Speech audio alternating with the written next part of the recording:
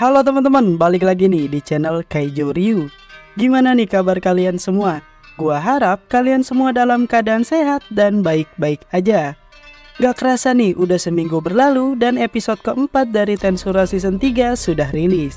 Seperti biasa nih, gua akan buat pembahasan menarik dari episode kali ini. So, langsung aja kita mulai.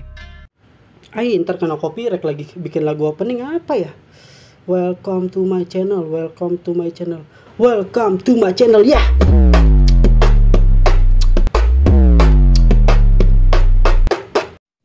Oke, sebelum masuk pembahasan, gue mau disclaimer dulu beberapa hal penting yang wajib kalian tahu.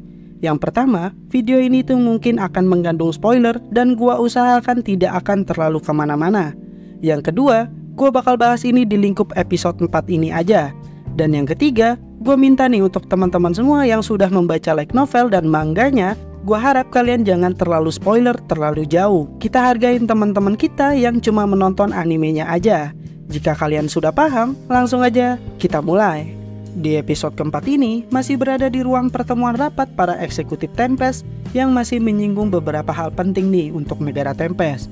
Perihal festival yang akan diadakan di Tempest, Zoe menjelaskan bahwa sekitaran area jalan menuju hutan Jura bisa dibilang aman dan mungkin hanya ada beberapa monster seperti Sword Grizzly yang setara dengan Knack Spider yang dulu dilawan Gopta. Gopta bilang monster itu lumayan berbahaya untuk pasukan yang baru bergabung. Zoe bilang nih, kalau mungkin elunya aja tuh yang kurang mendisiplinkan para pasukanmu, dan kau itu harus dilatih lagi. Hakuro pun setuju dan Gopta berkata dasar para Oni dan bilang kalau kita memang Oni. Lalu muncul nih logo kanji Oni yang menampilkan para Oni dan hanya Shion lah yang Oninya itu dicoret. Nah ini menarik nih. Jadi ini tuh mengonfirmasi berkat evolusi Rimuru, para Kijin ini berevolusi menjadi Oni, lebih tepatnya itu Mystical Oni. Mystical Oni ini adalah evolusi dari Kijin yang sepenuhnya mengubah unsur tubuhnya ke bentuk elemental dan menjadikan mereka ke bentuk spiritual seperti Dryad. Dan ini kekuatan mereka tuh setara dengan Demon Lord dan memiliki umur yang tidak bisa diperkirakan. Hakuro dan yang lainnya sudah mencapai tingkatan ini kecuali Shion. Nah karena Shion berevolusi ke Oni juga, bedanya dia adalah varian yang tidak lazim, yaitu adalah Evil Oni. Ini adalah paralel atau varian dari evolusi Mystical Oni. Bedanya ini tuh memiliki esensi spiritual demon ketimbang elemental. Dan ini juga setara dengan Demon Lord dan memiliki umur yang tidak bisa ditentukan. Contoh evolusi yang tidak lazim ini sebenarnya itu pernah terjadi ke ras lain. Contohnya adalah Beretta, yang seharusnya dari Greater Demon ke Arch Demon, dia malah berevolusi dari Greater Demon ke Arch Doll. Nah kurang lebih seperti itu. Lalu perihal monster yang dapat mengganggu para tamu yang akan datang, Kaijin dan Kurobe berkata nih, berkat kejadian Falmouth yang membuat mereka tidak banyak membantu, membuat mereka menyesalinya dan berusaha mengembangkan pertahanan negara Tempest lagi. Dan Kaijin berhasil menciptakan penghalang sihir yang akan dipasang di seluruh jalan menuju negara Tempest yang akan membuat para tamu yang datang ke festival nanti bisa sampai dengan selamat tanpa gangguan dari para monster. Mendengar itu, Veldora berkata nih, wah berarti gua udah bisa lepas semua aura gua dong nih yang selama ini gua tahan dengan bebas. Para eksekutif Tempest memandang Veldora dengan tatapan tajam. Dan Rimuru berkata itu tidak bisa, itu bisa membunuh seluruh warga Tempest. Dan itu kata-kata yang serius bahwa Veldora memiliki aura yang sangat kuat. Saking kuatnya jika itu lepas bisa menciptakan monster-monster yang setara dengan Charybdis. Nah di light novel itu dijelasin kalau menahan aura itu kayak menahan buang air besar, yang kalau ditahan terus-menerus itu pasti nggak baik dan suatu saat pasti harus dikeluarkan. Lalu Veldora bertanya nih ke Rimuru, kok selama ini lu baik-baik aja bisa nahan auranya? Rimuru bilang selama ini dia menyimpannya di dalam perutnya. Setelah evolusinya, auranya itu semakin besar dan perutnya pun ikut membesar kapasitasnya. Dan membuat Rimuru menahan auranya tanpa hal yang dirasakan seperti Veldora. Lalu dia belum mengatakan nih untuk sekelas Benimaru dan Zoe aja, auranya itu masih bocor sedikit, apalagi Veldora yang auranya jauh lebih besar di atas mereka. Pasti itu lebih sulit lagi untuk menahannya. Veldora mendengar itu dia sangat senang gitu bahwa Diablo mengerti perasaannya. Ya bisa dibilang karena Diablo juga itu nahan auranya yang sangat besar. Makanya dia tuh paham betul apa yang dirasakan Veldora. Dan Rimuru akan mencari cara nih agar Veldora bisa melepas auranya yang selama ini ditahan. Nah kalau mau tahu Veldora melepasnya di mana, coba tonton video gue yang membahas labirin. Nah itu disinggung kok, nanti linknya gue taruh di kolom deskripsi. Balik lagi nih ke rapat. Rimuru memberikan selembaran proyek kepada Geralt untuk membangun kastil Milim Nafa yang akan dibangun di bekas kastil Fleman. Dan Geralt lah yang dipercaya untuk memegang mega proyek tersebut. Nah, jadi dia tuh udah punya 2 mega proyek nih yang harus dibangun, yaitu membangun Yurazania dan membangun kastil untuk Milim Nafa.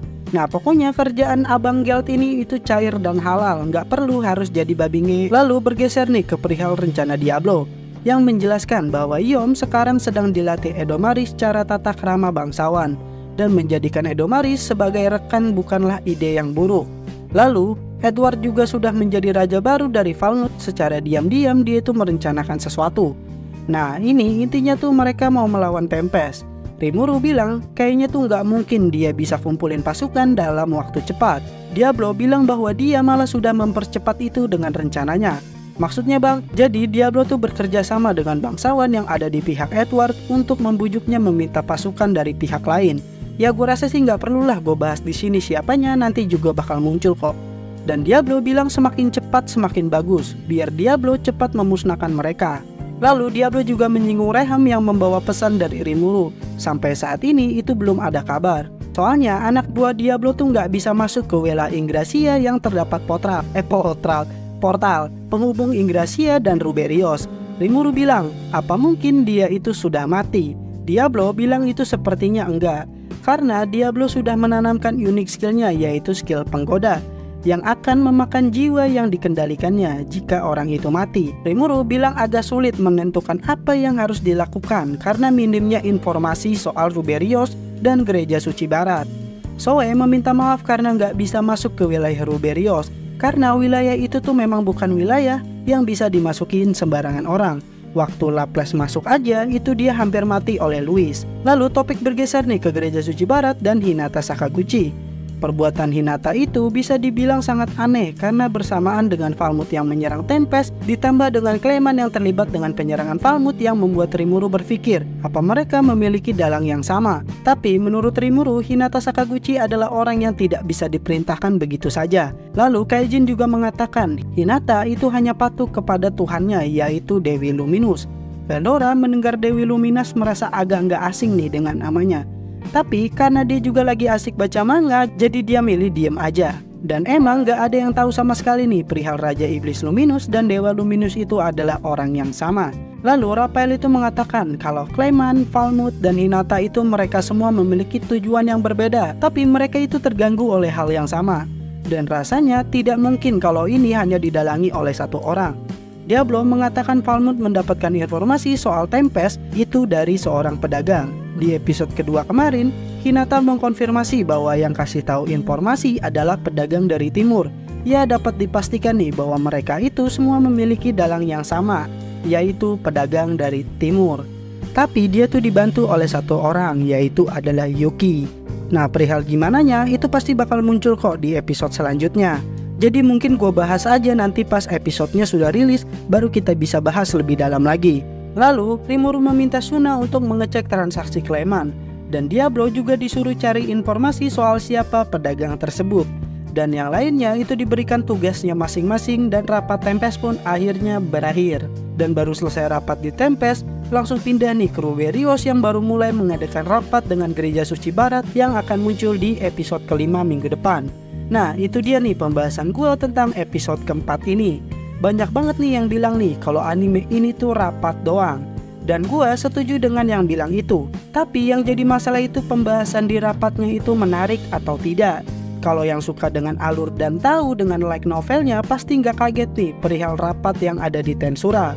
Dan yang nggak suka dengan rapatnya, gue rasa kalian tidak paham apa yang diobrolin dan cuma mau bagian gelutnya aja. Ya balik lagi sih ini mah masalah selera. Dan gue juga nggak masalah dengan hal tersebut. Gue cuma saran aja kalau kalian memang tidak suka dengan anime yang bertemakan seperti Tensura ini, saya sarankan jangan ditonton. Karena ada beberapa rapat lagi ke depannya di season 3 ini. Karena memang seperti itu yang disajikan dari light novelnya. Oh ya, kalian yang suka bahas anime boleh banget nih join Discord Kaijo Ryu. Linknya nanti gue taruh di kolom deskripsi. Gue ucapin terima kasih yang sudah dengerin sampai detik ini. Gue undur diri. Peace out and bye-bye.